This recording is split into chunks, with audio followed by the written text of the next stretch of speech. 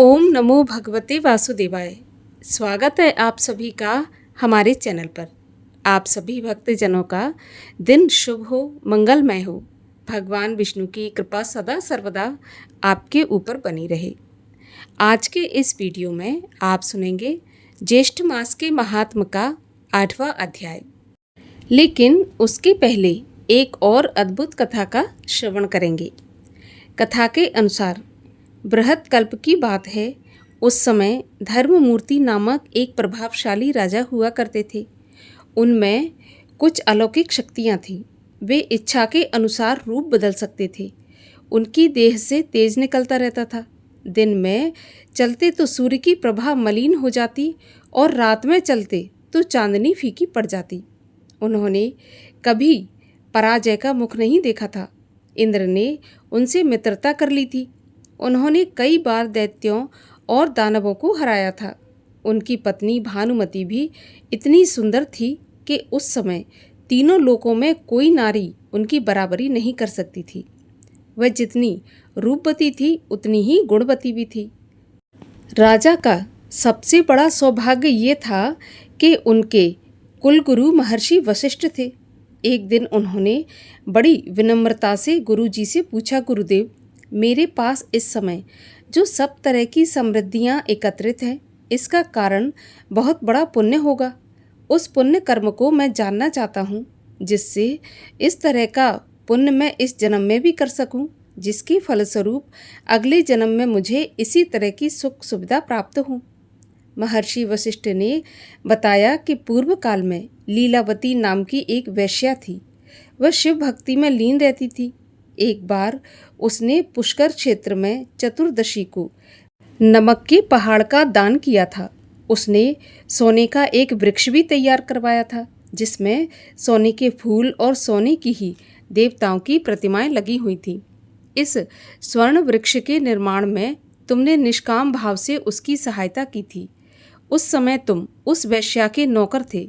सोने के वृक्ष और फूल बनाने में तुम्हें अतिरिक्त मूल्य मिल रहा था, लेकिन तुमने उस वेतन को ये समझकर नहीं लिया कि यह धर्म का कार्य है। तुम्हारी पत्नी ने उन फूलों और मूर्तियों को तपा तपा कर भली भांति चमकाया था। तुम दोनों आज जो कुछ भी हो, केवल उसी श्रमदान का फल है। उस जन्म में तुम्हारे पास पैसे नहीं थे, इसीलिए लीलावती की तरह तुमने कोई दान पुण्य नहीं किया था। इस जन्म में तुम राजा हो, अतः अन्न के पहाड़ का विधि विधान के साथ दान करो। जब केवल श्रमदान से तुम 7 द्वीपों के अधिपति हो गए और तुम्हारी पत्नी तीनों लोकों में अप्रतिम रूपवती और गुणवती बन गई, तब अगर तुम अन्न के पहाड़ के दान का क्या फल होगा अपने आप ही समझ सकते हो। देखो, इस नमक के दान से वैश्या भी शिवलोक को चली गई और उसके सारे पाप जलकर खाक हो गए। धर्ममूर्ति ने बड़े उत्साह के साथ अपने गुरु की आज्ञा का पालन किया और अन्न के कई पहाड़ दान में दिए। कहानी का सार है कि अगर सामर्थ्य है तो दान अवश्य करना चाहिए, लेकिन अगर अर्थ से या धन से सामर्थ्य नहीं है तो कम से कम श्रमदान अवश्य करना चाहिए। श्रमदान का भी विशेष फल प्राप्त होता है और ज्येष्ठ का महीना है तो दान तो करना ही चाहिए। और आइए अब सुनते हैं ज्येष्ठ मास के महात्म के 8वें अध्याय की कथा। 8वें अध्याय की कथा में स्कंद जी गौरी व्रत के महात्म का वर्णन करते हैं। स्कंद जी कहने लगे कि पहले हिमवान नाम करके पर्वतों का राजा था।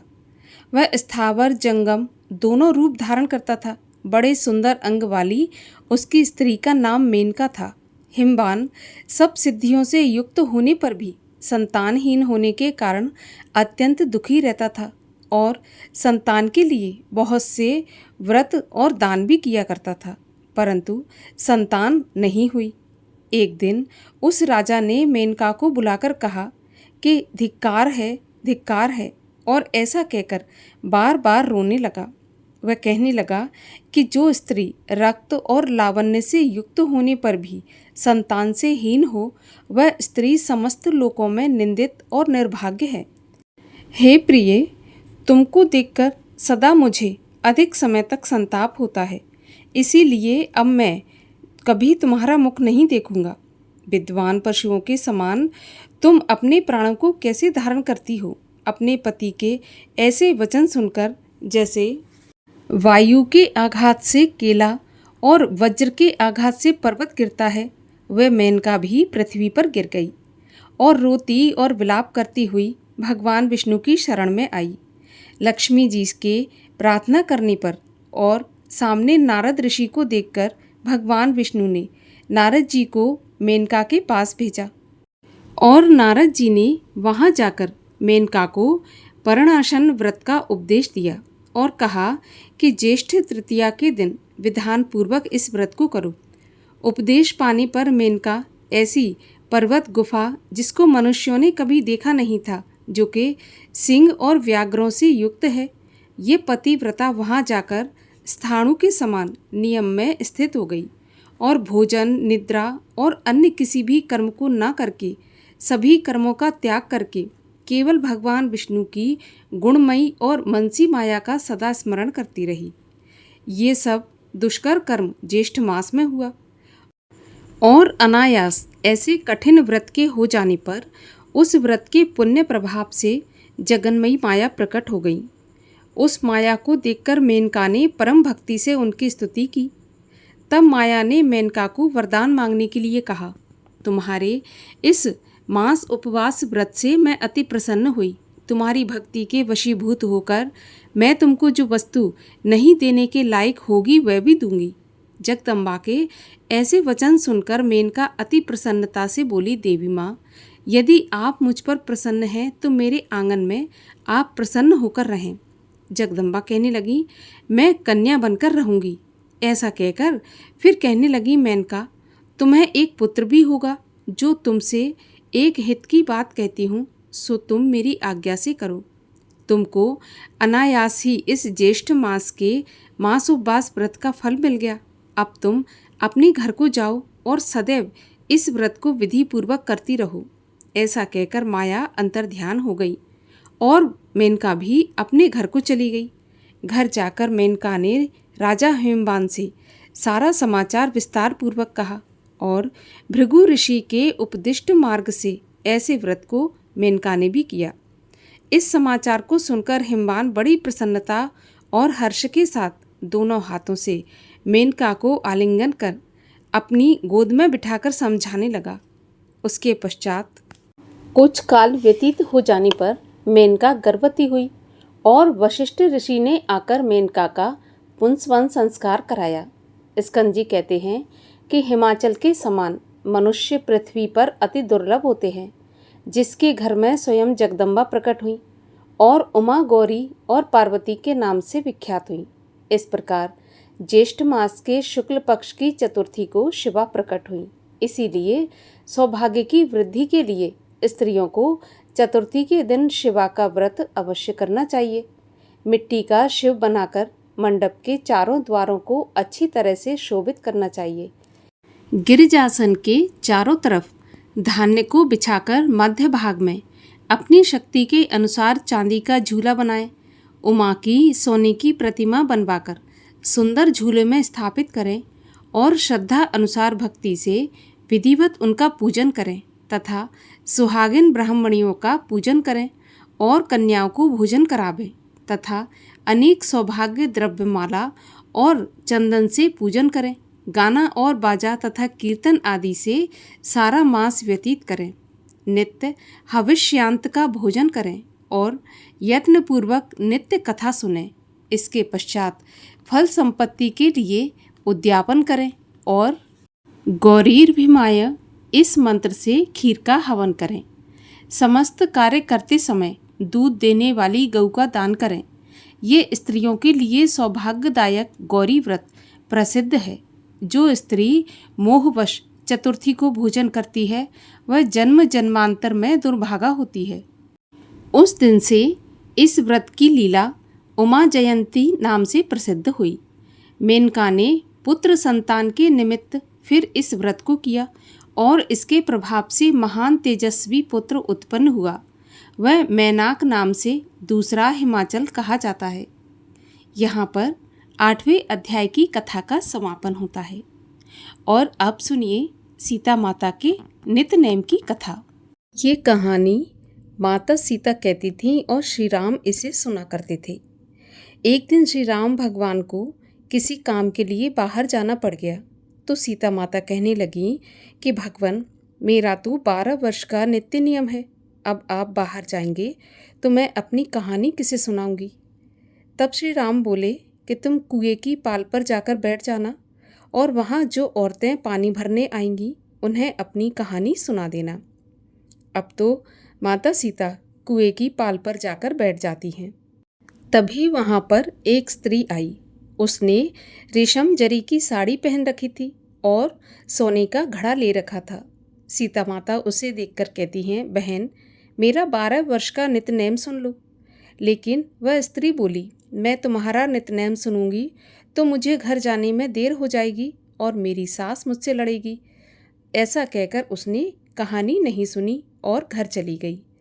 घर जाते ही उसकी रेशम जरी की साड़ी फट गई और सोने का घड़ा मिट्टी के घड़े में बदल गया। जब सास ने देखा तो पूछा कि ये किसका दोष अपने सिर पर लेकर आई है। तो बहू कहने लगी कि माँ जी, कुएं पर एक औरत बैठी थी। उसने कहानी सुनने के लिए कहा, लेकिन मैंने कहानी नहीं सुनी, उसी का ये फल मिला है। बहू की बात सुनकर अगले दिन सास वही साड़ी और घड़ा लेकर कुएं की पाल पर गई। सास को वहाँ पर सीता माता बैठी मिली तो माता सीता ने कहा कि बहन, मेरी कहानी सुन लीजिए। तो सास बोली, एक बार तो छोड़ो, मैं तो 4 बार कहानी सुन लूँगी। जब माता सीता ने ऐसा सुना तो अपनी कहानी कहना शुरू कर दी। राम आए, लक्ष्मण आए, देश के पुजारी आए, नित नेम का नेम लाए, आओ राम बैठो राम, तपी रसोई जियो राम, माखन मिश्री खाओ राम, दूध बताशा पियो राम, सूत के पलका मोठो राम, शाल दुशाला पोठो राम, शाल दुशाला ओढ़ो राम, जब बोलूं तब राम ही राम, राम सवारे सबके काम, खाली घर भंडार भरेंगे, सबका बेड़ा पार करेंगे, श्री राम जय राम जय जय राम, श्री राम जय राम जय जय राम। सास बोली, बहन, कहानी तो बहुत अच्छी लगी। कहानी सुनकर सास अपने घर चली गई। तभी उसकी साड़ी फिर से रेशम जरी की बन गई, मिट्टी का घड़ा फिर से सोने के घड़े में बदल गया। बहू कहने लगी, सासू माँ, आपने ये सब कैसे किया। तब सास ने कहा, बहू, तू दोष लगाकर आई थी और मैं अब दोष उतार कर आ रही हूँ। तो बहू ने फिर पूछा कि वह कुएं वाली स्त्री कौन है। तब सास बोली, वे सीता माता थीं। वे पुराने से नया कर देती हैं, खाली घर में भंडार भर देती हैं, लक्ष्मी जी का वास घर में करा देती हैं, इंसान की जो भी इच्छा हो उसे पूरा कर देती हैं। बहू बोली कि ऐसी कहानी मुझे भी सुना दो। तो सास कहने लगी, ठीक है, तुम भी कहानी सुन लो। और सास ने कहानी कहनी शुरू कर दी। राम आए, लक्ष्मण आए, देश के पुजारी आए, नित्य नेम का नेम लाए, आओ राम बैठो राम, तपी रसोई जियो राम, माखन मिश्री खाओ राम, दूध बताशा पियो राम, सूत के पलका मोठो राम, शाल दुशाला पोठो राम, शाल दुशाला ओढ़ो राम, जब बोलूं जब राम ही राम, राम सवारे सबके काम, खाली घर भंडार भरेंगे, सबका बेड़ा पार करेंगे, श्री राम जय जय राम। कहानी सुनकर बहू बोली, माँ जी, कहानी तो बहुत अच्छी है। तब सास ने कहा, तो ठीक है, इस कहानी को हम रोज कहा करेंगे। अब तो सास बहू रोज सवेरे उठती, नहाती धोती और पूजा करने के बाद नित्यनेम की सीता माता की कहानी कहती। एक दिन उनके वहाँ एक पड़ोस की औरत आई और बोली, बहन, जरा सी आँच देना। तो वह बोली कि आँच तो अभी हमने जलाई नहीं। तो पड़ोसन कहने लगी, तो फिर तुम सुबह 4 बजे से उठकर क्या कर रही हो। फिर उन्होंने कहा कि सुबह उठकर हम पूजा करते हैं, फिर सीता माता की नित्यनेम की कहानी कहते हैं। तब पड़ोसन बोली कि सीता माता की नित्यनेम की कहानी कौन सी है और इसके कहने से तुम्हें क्या फल मिला। तो वे बोली, इनकी कहानी कहने से घर में भंडार भर जाते हैं, सारे काम सिद्ध होते हैं, मन की इच्छा भी पूरी होती है। पड़ोसन बोली कि बहन, ऐसी कहानी मुझे भी सुना दो। फिर वह बोली कि ठीक है, तुम भी ये कहानी सुन लो। और ऐसा कहकर उसने कहानी कहनी शुरू कर दी। राम आए, लक्ष्मण आए, देश के पुजारी आए, नित नेम का नेम लाए, आओ राम बैठो राम। इस प्रकार से सारी कहानी पड़ोसन को सुना दी। सारी कहानी सुनने के बाद पड़ोसन कहने लगी, बहन कहानी तो मुझे बहुत अच्छी लगी। अब तो वह पड़ोसन भी नित्यनेम सीता माता की कहानी कहने लगी। कहानी कहने से सीता माता ने पड़ोसन के भी भंडार भर दिए। अब तो पूरे मोहल्ले में नित्यनेम की कथा चल पड़ी। हर किसी की मनोकामना पूरी होने लगी। हे माता सीता, जैसे आपने उनके भंडार भरे, वैसे ही आप हमारे भी भंडार भरना। जो ये कहानी सुने, कहे और हुंकारा भरे, उनके भी घर के भंडार सदा भरे रखना। बोलिए सीता माता की जय। और आप सुनिए श्री कृष्ण चालीसा। वंशी शोभित कर मधुर, नील जलद तन श्याम, अरुण अधर जन बिंब फल, नयन कमल अभिराम, पूर्ण इंद्र अरविंद मुख, पीतांबर शुभ साज, जय मनमोहन मदन छवि, कृष्ण चंद्र महाराज।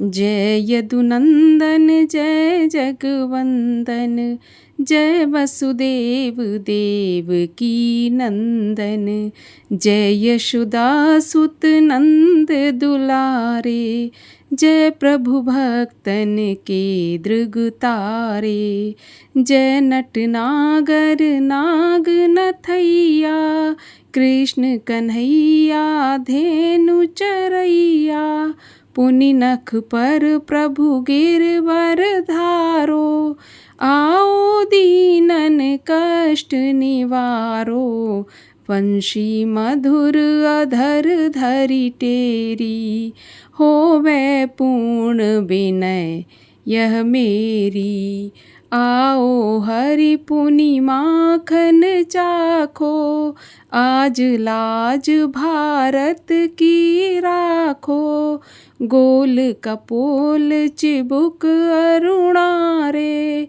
मृदु मुस्कान मोहनी डारे, रंजित राजीव नयन विशाला, मोर मुकुट बैजंती माला, कुंडल श्रवण पीत पट आछे, काटे किंकिणी काछिनि काछे, नील जलज सुंदर तनु सोहे, छब लख सुर नर मुनि मन मोहे, मस्तक तिलक अलक घुंघराले, आओ कृष्ण बांसुरी वाले, करि पै पान पूत नहीं तार्यो, अकबका कागा सुर मार्यो, मधुवन जलत अगिन जब ज्वाला, भय शीतल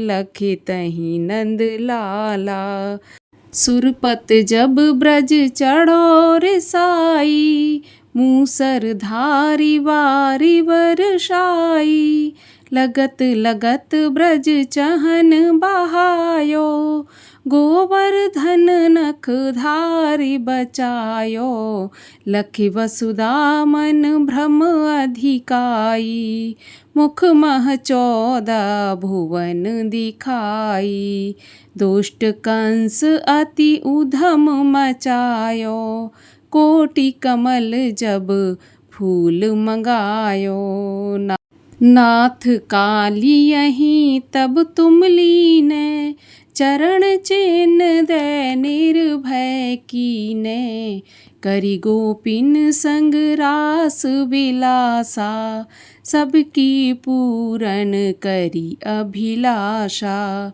केतिक महा असुर संघार्यो, कंसहि केस पकड़ दे मार्यो, मातु पिता की बंदी छुड़ाई, उग्रसेन कह राज दिलाई, महि से मृतक छहो सुत लायो, मातु देव की शोक मिटायो, भौमासुर मुर दैत्य संहारी, लाए षट दस सहस कुमारी, दैभी मही तृण चीर संघारा, भक्तन के तब कष्ट निवारा, दीन सुदामा के दुख टार्यो, तंदुल तीन मूठ मुख डार्यो, प्रेम के साग